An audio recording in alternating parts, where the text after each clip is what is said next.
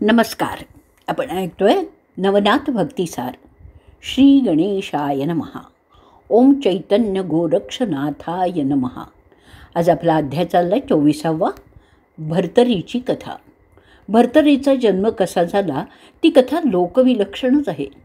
सर्वच नाथांचा जन्म इतर माणसाप्रमाणे झालेलाच नाही आहे. त्यांचा जन्मही दिव्य आणि कर्मही दिव्यच आहे. एकदा काय झालं, उर्वशी विमानातून बसून जात होती. संध्याकाळ झाली होती. सूर्यनारायण अस्ताला जात होता. त्यांनी उर्वशीला पाहिलं आणि उर्वशीला पाहता सूर्याचं तेज जे पडलं ते आकाशातच दोन भागात वेगळं होऊन त्यातला एक भाग लोमेश ऋषींच्या आश्रमात एका घटामध्ये पडला. त्यापासून अगस्त्य ऋषींचा जन्म झाला. दुसरा भाग कौलिक ऋषींच्या आश्रमाच्या अंगणात पडला. त्याचं असं झालं, कौलिक ऋषींनी भिक्षापात्र अंगणात ठेवलं होतं आणि तो आश्रमाचं दार बंद करण्यासाठी मागे वळला होता. तेवढ्यात त्या भिक्षापात्रात सूर्याचं तेज सूक्ष्म रूपाने शिरलं. कौलिकांनी दार बंद केलं. अंगणात येऊन ते भिक्षापात्र उचललं. त्याला कुठेतरी बाहेर जायचं होतं. ते पात्र म्हणजेच भर्तरी. त्यांनी ते उचललं. त्याला त्यात काय दिसलं, सूर्याचं तेज त्यात सामावलेलं होतं. कौलिकाने पुष्कळ वर्ष ती भर्तरी आश्रमात जपून ठेवली. पुढे कलियुग आलं तेव्हा ती भर्तरी घेऊन मंदार पर्वतावर गेला. त्यांनी ती एका गुहेत ठेवली, अगदी सुरक्षित, आणि तिथून निघून गेला. वर्षामागून वर्ष जात होती. त्या गुहेत मधमाशांनी त्या भर्तरीतच आपलं पोळंही केलं. योग्य काळ आला तेव्हा त्या सूर्यतेजात द्रुमिलाने प्रवेश केला. नंतर दिवसा मासांनी तो वाढत चालला. काही काळाने तो एवढा मोठा झाला की आता तो भिक्षापात्रात मावेनासा झाला. मग अशी गोष्ट घडली की मधमाशांच्या पोळ्यातल्या मधानेच त्याची वाढ व्हायला लागली. एक दिवस गुहेतला एक दगड निखळून खाली पडला. त्याच्या आवाजाने घाबरून मधमाशा ते पोळं सोडून पळून गेल्या. ती भर्तरी ती पण दगडाने फुटली आणि बालक घरंगळत बाहेरच्या बाजूला कुरणावर आला आणि मोठमोठ्यांदा रडायला लागला. तेवढ्यात काही हरिणी चरत चरत तिथे आलेल्या होत्या. त्यातल्या एक हरिणीने 2 पिल्लांना तिथेच जन्म दिला.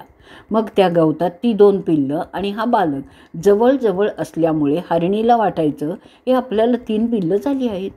तिने पिल्लांना पाळण्याचा यत्न केला तेव्हा तिची जी 2 पिल्लं होती ती तिच्या अंगावर प्यायला लागली.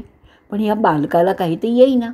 मग त्या हरणीने आपल्या ह्या 3ऱ्या पिल्लाला कळत नाही असं समजून मुद्दामच त्याच्या तोंडात आचळं घालून त्याला दूध प्यायला शिकवलं.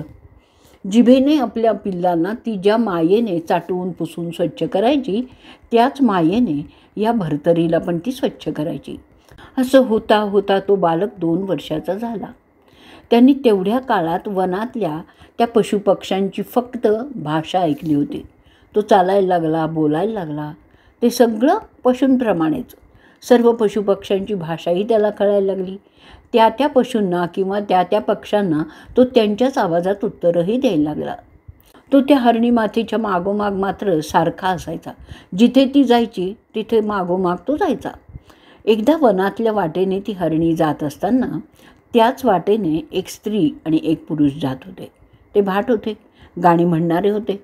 त्यांचं कामच गायन करण्याचं आणि राजाची स्तुती करण्याचं होतं. त्या भाटाचं नाव होतं जयसिंग आणि पत्नीचं नाव रेणुका असं होतं. त्यांचं परस्परांवर फार प्रेम होतं. त्यापैकी पुरुषाला म्हणजे जयसिंगला तो बालक वाटेतच दिसला. त्याचं रूप माणसासारखं आहे, तेज देवासारखं आहे, पण चालणं हरिणीच्यासारखं होतं. एवढा तेजस्वी मानवी पशु त्याला फार नवल वाटलं. तो पुढे झाला. पत्नीला म्हणाला, रेणुके, हा पोरगा कोणाचा ग? कसा चुकलाय बघ की. कोण त्याची आई असेल ग? चल आपण त्याची आणि त्याच्या आईची भेट करवून देऊ. असं म्हणून जयसिंग पुढे झाला. पटकन त्या बालकाजवळ गेला आणि त्याला पाहताच हरिणी आर्त आवाजाने ओरडायला लागली. तो बालकही घाबरला. हरिणीकडे 4ही पायांनी धावायला लागला. पण त्यापेक्षा वेगाने धावत जाऊन जयसिंगाने त्याला पकडलं आणि त्याला उचलून 2 पायांवर उभं करून तो म्हणाला, बाळा, कोण आहेस तू? तुझं नाव काय आहे? तुझी आई कुठे आहे? चल, मी तुला तुझ्या आईकडे नेतो. कसा चुकलास रे? त्याचं मोठं कळवळ्याचं बोलणं ऐकून त्या हरिण मानव बालकाला कसं कळणार हो? तो तर आपला हरणासारखंच आर्तनाद करायला लागला. त्यावेळी त्या हरणीची अवस्था फारच केविलवाणी झाली. तिला आपल्या बाळाचं रडणं ऐकून फार वाईट वाटलं, पण माणसं पाहून तीही भ्यायली आणि जवळ येण्यास काही धजली नाही. जयसिंगाला वाटलं हा मुलगा अज्ञानी आहे. मग तो खाणाखुणा करून त्याला विचारायला लागला, पण त्या बालकाचं आपल्या हरणीसारखं ओरडणं चालूच होतं. आता आपण याला आपल्या वस्तीवर तर नेऊया, मग त्याची आई सापडली तर तिच्या हवाले करूयात. इथून तरी याला नेलंच पाहिजे असा विचार करून त्या भाटाने त्याला घेतला आपल्या खांद्यावर आणि तो पत्नीसह चालायला लागला.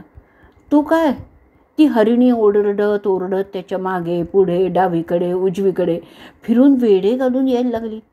ते पाहून जयसिंगाला वाटलं ही हरिणी तिचं पाडच चुकलंय म्हणून आकांत करत असावी. त्यांनी काही तिच्याकडे फारसं लक्ष दिलं नाही आणि तो पत्नीसह मनुष्यवस्थेत शिरला. तेव्हा मात्र ती हरिणी निराश होऊन वारंवार त्यांच्याकडे वळून पाहत पुन्हा आपल्या वनात शिरली. जयसिंगाने आपल्या घरी गेल्यावर त्या बालकाला बायकोच्या ताब्यात दिलं आणि सगळीकडे चौकशी केली, शोध केला. 2-3 महिने झाली तरी त्याची आई काही जयसिंगाला सापडली नाही. तो बालक माणसांमध्ये राहू लागला आणि हळूहळू माणसांची भाषा शिकत शिकत शब्द बोलू लागला. आई, बाबा असंही म्हणू लागला. खाणं पिणं, उठणं बसणं, चालणं बोलणं माणसांसारखं शिकायला लागला. जयसिंग आणि त्याची पत्नी यांनी नंतर इतर देशातही शोध करण्याचं ठरवलं आणि ती दोघंही त्या बाळाला घेऊन तीर्थयात्रेला निघाली. जाता जाता ती काशीला गेली. जयसिंगाने विश्वेश्वराच्या मंदिरात त्या मुलाला शंकराच्या पिंडीसमोरून नेऊन दंडवत घातलं. तेव्हा असा चमत्कार झाला की त्या पिंडीतून शंकर बोलले, या भर्तरीनाथ, अवतरलात म्हणायचं भूलोकात. ते शंकरांचे शब्द जयसिंगाने ऐकलं तेव्हा त्याला फार नवल वाटलं.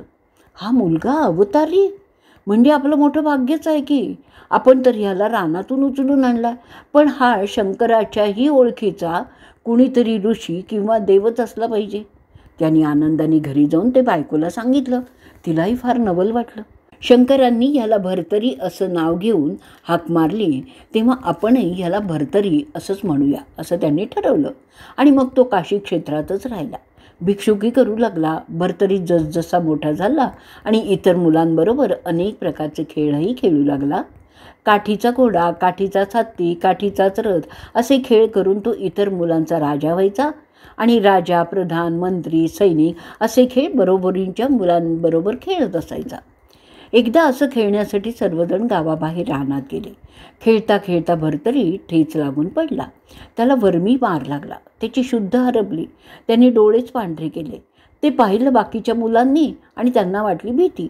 भर्तरी मेला, आता भूत होईल, मग आपल्या मानगुटीस बसेल असं बोलत ती मुलं त्याला टाकून तशीच गावात आली. पण कुणी काही विचारू नये म्हणून ती सर्व मुलं दुसऱ्याच गल्लीत जाऊन खेळायला लागली. मग घाटावर जाऊन आपापसात चर्चाही करू लागली. इकडे सूर्याने पाहिलं की आपला पुत्र आता मरणार. तो ब्राह्मणाच्या रूपाने तिथे गेला. गंगेचं पाणी भर्तरीच्या मुखावर शिंपडलं. त्यांनी त्याला सावध केलं आणि त्याच्या जखमा आपल्या स्पर्शानेच बऱ्या केला. त्या हाती धरलं आणि तो जयसिंगाच्या घरी गेला. भर्तरीला रेणुकेजवळ देऊन तो म्हणाला, रेणुके, हा तुझा मुलगा खेळता खेळता पडला होता. मी त्याला सावध केलं आणि आणलं. म्हणजे बसा तरी, आपण कोण, कुठले आला आहात तर तसे जाऊ नका. तिने मुलाला जवळ घेत अगत्याने त्याला म्हटलं.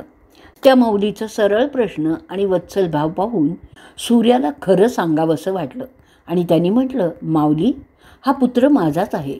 मी विप्रवेश घेतलेला आहे, पण मी सूर्य आहे हे जाण.